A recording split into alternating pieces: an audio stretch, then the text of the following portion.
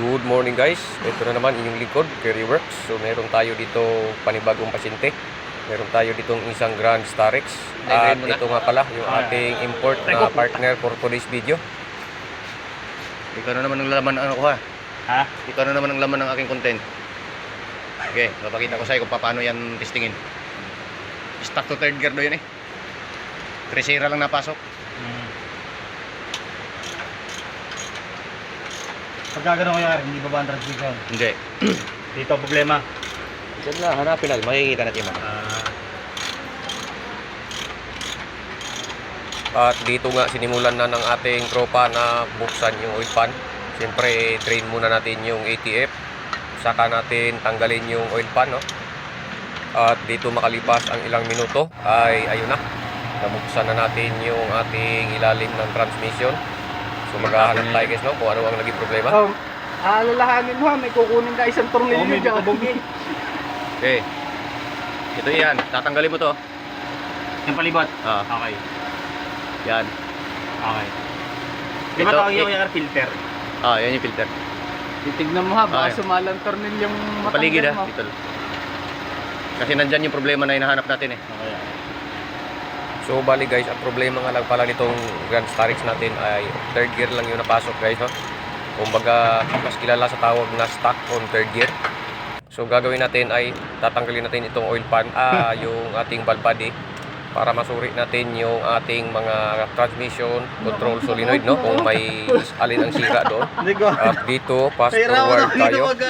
Makalipas ang ilang minuto ay ito na po yung ating valve body at transmission control solenoid. So dito magte-testing lang tayo guys, no? Kung alin dito yung babalitan natin. Lapit. Lapit mo.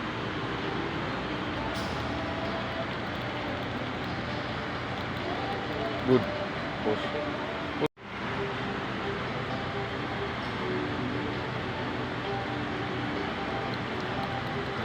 Okay, push. At dito guys, kung naririnig nyo yung lumagitik yung solenoid na unang tinesting natin, ay ibig sabihin yun yung ayos, no? Dito ay isa-isahin na natin para malaman na natin kung alin dito talaga yung sira. At kung ano ang sira, yun lang din guys ating papalitan, no? So hindi natin magtuturo ng kung ano-ano pa dyan. Focus lang tayo dito sa ating transmission control solenoid. So madali lang guys tukuyin, no, kung alin dito yung merong problema, dahil sa pwede mo naman siyang i-direct test sa ating 12 volts na battery. So hindi po yan masusunog guys. So ang importante lang lagitik natin siya, no? Dahil sa dalawa lang naman ang terminal niyan, kaya napakadaling i-diagnose kung sira siya o hindi, no? So bali guys, dito kung may sira man ay gagamit tayo talaga ng genuine na spare parts, no? Hindi tayo gagamit ng surplus or di kaya replacement. At dito tetestingin natin yung isa, no? Tingnan natin kung anong naging hatol ni Kerry Works dito, kung pasado sa kanya o hindi. Patay. Op, na.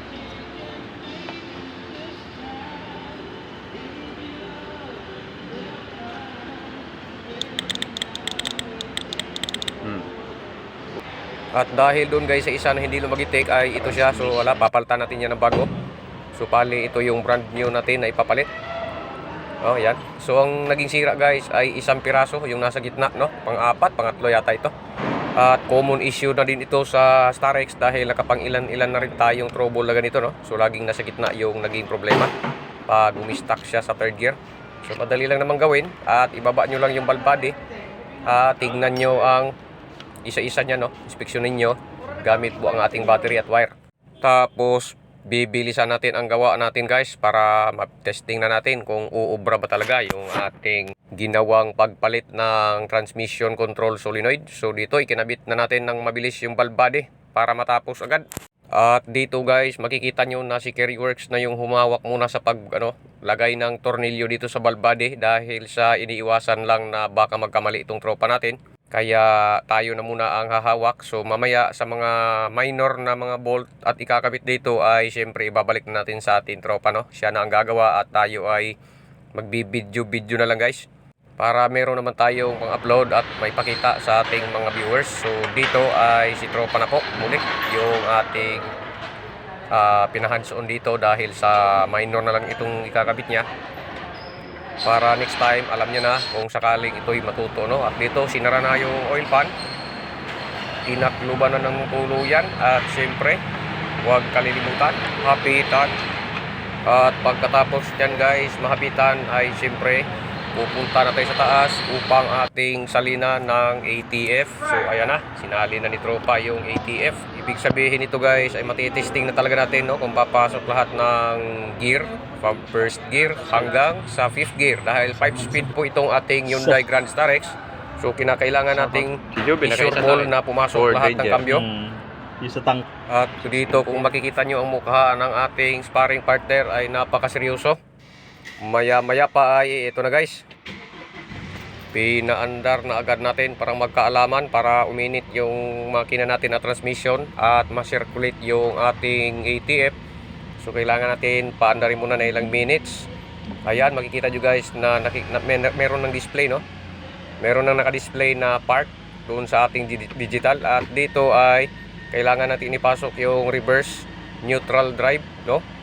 So yan, makikita natin na may display na siya. Hindi kagaya kahapon na wala talaga dyan, no? Wala talaga makikitang primera, segunda. So tanging tercera lang talaga napasok at walang display. So ngayon, ayan, makikita nyo guys, manual natin. Pumasok na yung 1 at saka 2. So mamaya abangan natin, no? Ang 3, 4, 5. So ayan, paulit-ulit lang natin itong reverse neutral drive ng ilang beses para makapag-circulate ng ayos yung ating ATF, kung automatic transmission fluid, no? At dito naman matapos natin ikambyo-kambyo, yan, kine-check natin yung primera, segunda kung talagang nagana na. Pero malakas ang kutob ni Gearworks na yun, makakachamba na naman siya. Ayan, makikita nyo, naka-display na talaga guys, no? So yan, makalipas ang ilang minuto ay syempre ang ating mahiwagang pantawas ay gagamitin na naman natin yan, sapagkat merong trouble code na lumabas kahapon, no? So ngayon, dahil bago na po yung ating transmission control solenoid, ay kailangan natin i-recheck dito kung nandun pa sa kanyang memory. Kaya ito, tuslok-tuslokin lang natin yung ating pantawas para makita natin ang resulta kung talagang clear na yung ating TCM, no? So dito hanapin lang natin yung pangalan ng ating sasakyan ay Hyundai Starex 2013 model, yung napili ni Gearworks. At dito tingnan natin ang kalusugan kung ano ang sasabihin dito ng kanyang TCM, kung nandun pa ba yung code. Ayan, makikita natin na andun pa yung code, engine at saka TCM, no? So 6 fault code. So tingnan natin guys kung ano yung mga yun. Ayan, ECM, PCM. Oh, ayan. So marami yan guys, pero makukuha natin agad yan, no? Sa isang pindot ay maglalaho talaga yan ng parang bula. So dito yung engine ay may natira.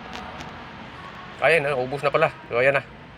So clear na yung ating Starex. So alam nyo na guys ang kasunod nito. Testingin na natin. So dito nga pala tayo guys nagtesting sa Star Tollway, sa kahabaan po ng Star Tollway papuntang Balete. Ayan, dahan-dahan lang tayo ng takbo, baka tayo'y mahuli na naman dito ng overspeeding. So chillax lang. At ito nga pala yung ating sparring partner, si Ian. So good job na naman Ian, nakakachamba na naman tayo nito. At dito guys, mamanwalin natin, ipakikita ko sa inyo kung papasok lahat ng gear, no? From first to 5th gear. Primera. Sige, ganda lang.